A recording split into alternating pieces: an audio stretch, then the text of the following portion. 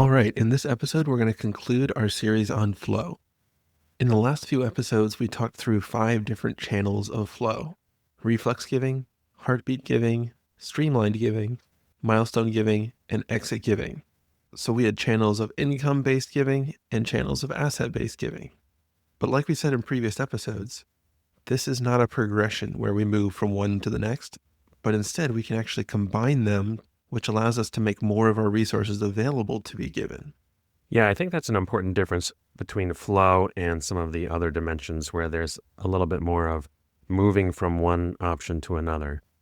I think of the whole dimension of flow like a river, and we're adding these streams or channels into the river that just causes it to swell and swell as it moves down the mountain.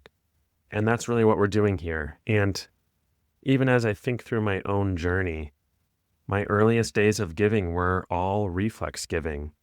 I had very little as a college student, and most of my giving was reactive and responsive. Over time, I eventually found opportunities to step into more heartbeat giving, but that reflex giving continued to be a part of my journey and story. And then even further down the line, started to explore into some streamlined giving and seeing how that played into things and multiplied the effects of my giving. And this is how flow augments our giving. Now, as we think through the 5 different channels, there are actually specific gates that open each channel to be available in our lives. All 5 of these channels are not necessarily options for everybody at all times. But as you pass certain life or financial milestones, more and more of these channels become available. And I think one of the traps as givers that we can fall into is limiting the number of channels that we're using, even when more and more channels become available. And that's one of the most helpful things about walking through this dimension, is to see the scope of what's available in terms of how our resources can move, so we can use all the channels that are available to us at any given time. Yeah, when you think about building out a giving plan, it's helpful to know where those gates are so that you can look forward to opening a new channel. Exactly. So let's start with reflex giving. Yeah. So reflex giving is interesting because it's really always available. The gate that unlocks reflex giving is simply having any resources. And sometimes I think we limit ourselves in thinking that we have to reach some kind of level before we can start giving at all. And that is absolutely not true. I think of some of the international generosity ministries, Generous Church or Generosity Path, who are working in every corner of the world across many populations of people who, comparative to what we have in the U.S., live on very, very little. And there are explosive movements of generosity happening in these communities that are very humbling to see and witness as an American Christian, because I think that we hold this bar far too high for what we need to have before we can start to give.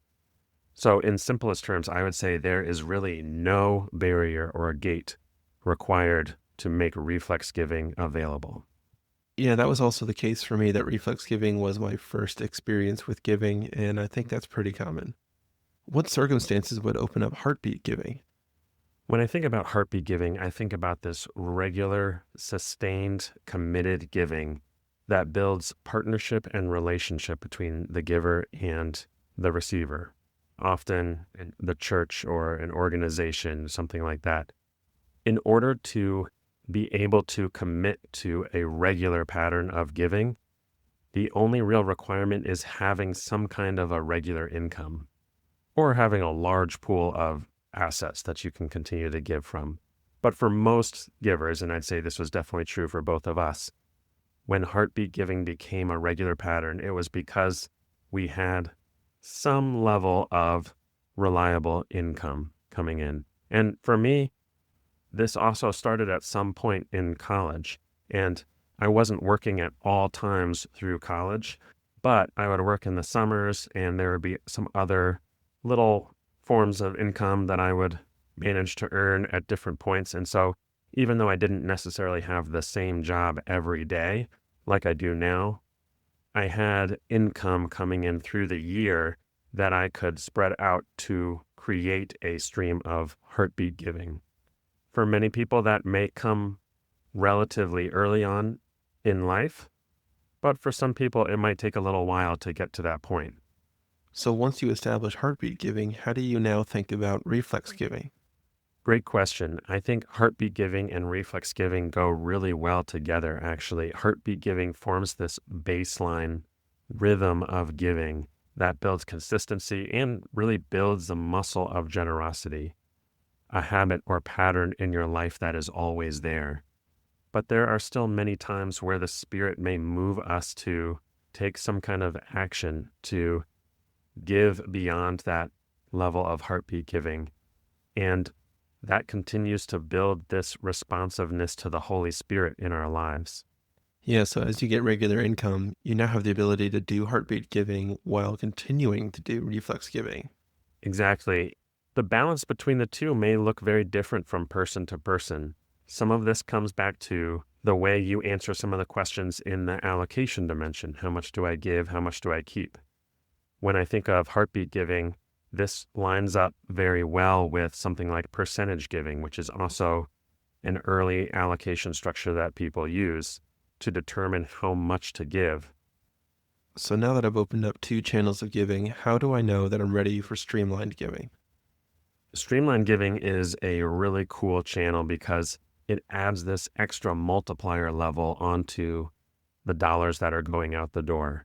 Each dollar could actually turn into an extra 25% or even 50%, depending on how we actually use streamlined giving. The most helpful way to know when streamlined giving is most likely going to be a good channel to start to use is when you start itemizing your tax deductions.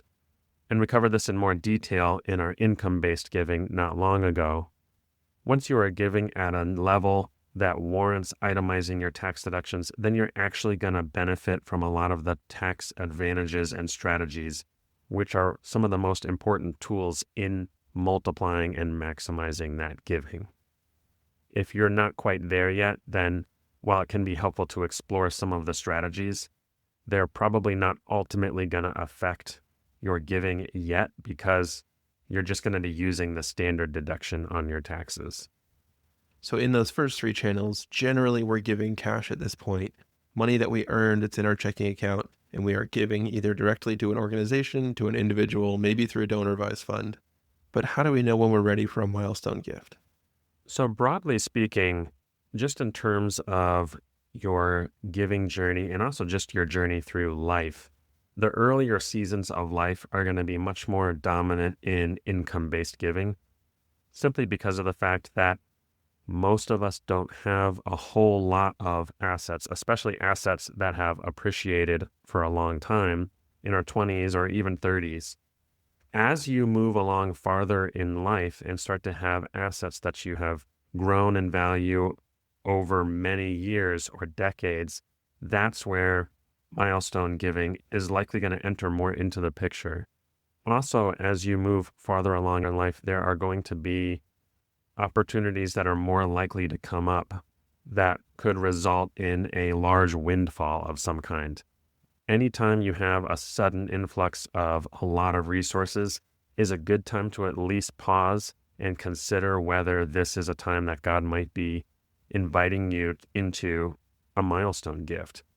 Some of those things might be receiving an inheritance or selling a business or selling a large asset like a real estate property or something like that. Any of those big moments where there's a lot of resources moving from one place to another, those are times where you may want to consider whether a milestone gift makes sense. So to summarize, anyone could make a milestone gift at any time, but the frequency of opportunities to do so may increase as you accumulate and build more resources. Exactly. And that's not to say that somebody in their early 20s can't make a milestone gift, but those opportunities are just fewer or farther between in the earlier seasons of life. Now let's talk about our final channel of flow, which is exit giving. We really only get one shot at this, right? Yeah, when we think about the gate for exit giving, it's death. And this is our last chance for any kind of giving that we can do from the resources that we steward. Now, even though the gate is death when the giving actually occurs, this is something that we can be thinking through or processing through for many years beforehand. And I think once givers are getting to the point where they are thinking through things like, what am I going to leave to my children? When am I going to retire? How am I going to fit some of these pieces together? This is an important time to think through exit giving and how you want to use your last opportunity to steward these resources that God has given you. There are a lot of factors to wrestle with through these decisions, and there's a lot of ways to go about it.